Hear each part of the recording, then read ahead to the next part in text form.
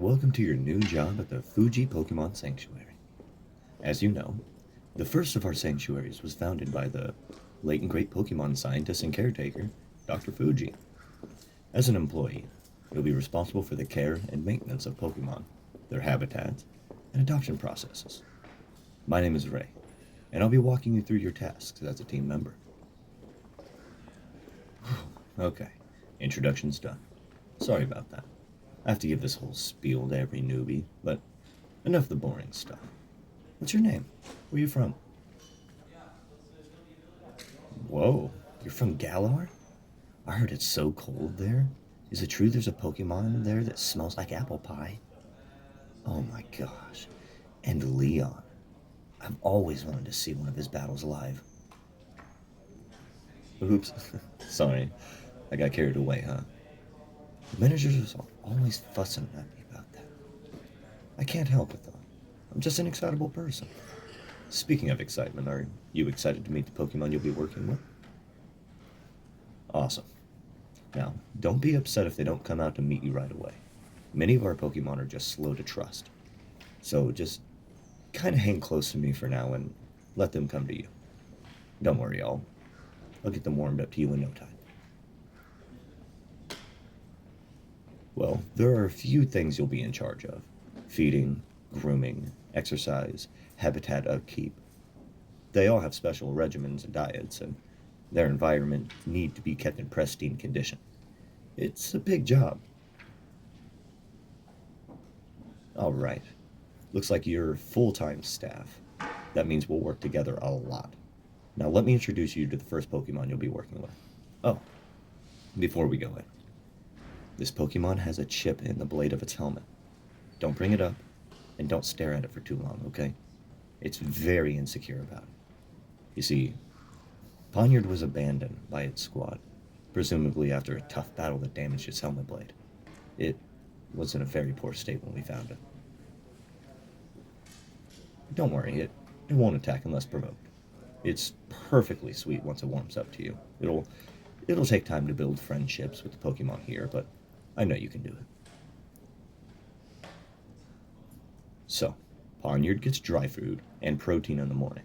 In the evening, they get fresh greens and berries, as well as iron supplements. There are portion guides in the food storage, but I'll be helping you with meal prep for your first few times. Here's their schedule for training and social time, but that will be mostly done by their handler. Oh yeah, most Pokemon here bond with a particular employee, and they end up doing most of their rehabilitation with them. You'll get to meet the Pokemon I handle later. Oh, I'm sure you will. Maybe not right away, but everyone does eventually. Isn't the bond between people and their Pokemon amazing? No, most of our Pokemon don't battle, but there are certain types, like fighting and steel, that benefit from a more intense workout and healthy competition. Ponyard only trains with his handler for now. Here, let's move on to grooming. Ponyard gets a wipe down with a soft cloth at the end of each day. Then this thing, squeeze it here. See? It's to get the dirt out of its joints. Every week it gets a bath with steel-type solvent. Then we give it a good oiling to keep the moisture out. Checkups are once a month. You saw Nurse Joy when you came in, right? Yeah, she'll get together with you once checkup time comes around. We're not going to make you memorize any appointment stuff right off the bat. Next are Nuzleaf and Seedot. They were brought in here after a wildfire destroyed their home. Here, they live in the Garden Sanctuary. Oh, watch out for traps. I'm sorry about that. Nuzleaf is a protective big sister. You probably won't see her or Seedot for a while. Not until they decide they can trust you. I hope it's okay that we give you some of the more reclusive Pokemon. Your application said you've worked with Dark and Ghost types, so we figured you'd be a good fit for these guys. Oh, good. Well, the great thing about grass types is that they're pretty self-sufficient. Most of them, anyway. They'll forage or photosynthesize for most of their nutrients, but we do provide supplements when needed, and the occasional treat. You'll need to tend to the garden more than the Pokemon in this case. Remember, a Pokemon's health is a reflection of its environment. They'll mostly clean themselves in the sprinkler. They do require pruning every now and then, though. More so Nuzleaf, but Seedot gets an occasional twig. Don't worry, I'll teach you how. Here's the tool shed, where you'll find your gloves, shears, fertilizer, the like. Oh, shh. There's Seedot. Hey, buddy. Oh, okay. See you later then, little guy. Alright, let me introduce you to the last friends you'll be looking after. Yep, that's right. You'll actually get to meet them this time. Well, sort of. They probably won't acknowledge you, but you'll be able to see them. Two of them, at least. Let's stop by the storage closet for a pack of batteries and head downstairs.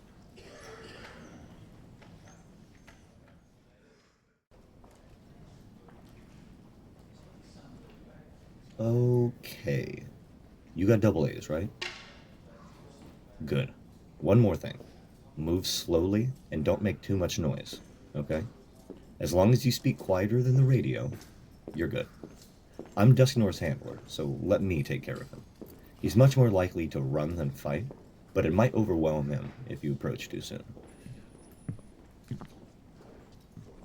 Dusknor, I'm coming in. I have a new friend with me. There's my sweet boy.